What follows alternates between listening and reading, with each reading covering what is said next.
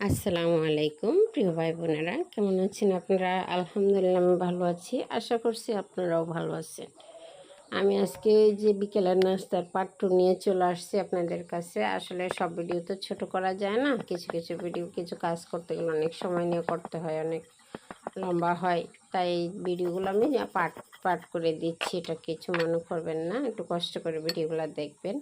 আমি ওই যে কর্নফ্লাওয়ার অয়েল দিয়ে যে গ্রেভিটা রেডি করে রাখছিলাম, ওই খামিটা ভালো করে মইতে আমি ওই খামির দিয়ে আমি 5টা রুটি করে নিয়েছি। সে 5টা রুটি আমি এখন একের পর এক ওই গ্রেভিগুলো দিয়ে সুন্দর করে ভাজ করে নিচ্ছি।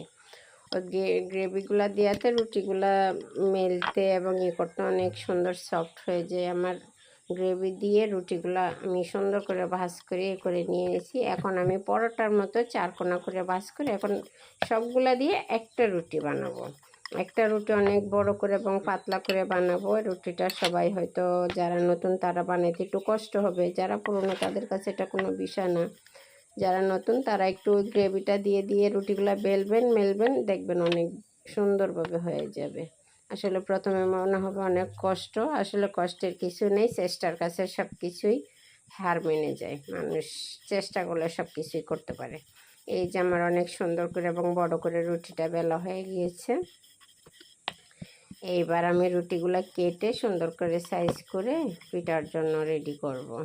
আপনারা কে কোথা থেকে আমার ভিডিওটা দেখছেন? আমার ভিডিওটা দেখলে সবাই লাইক কমেন্ট করে পাশে থাকবেন এবং কে কোথা থেকে দেখছেন জানিয়ে দেবেন।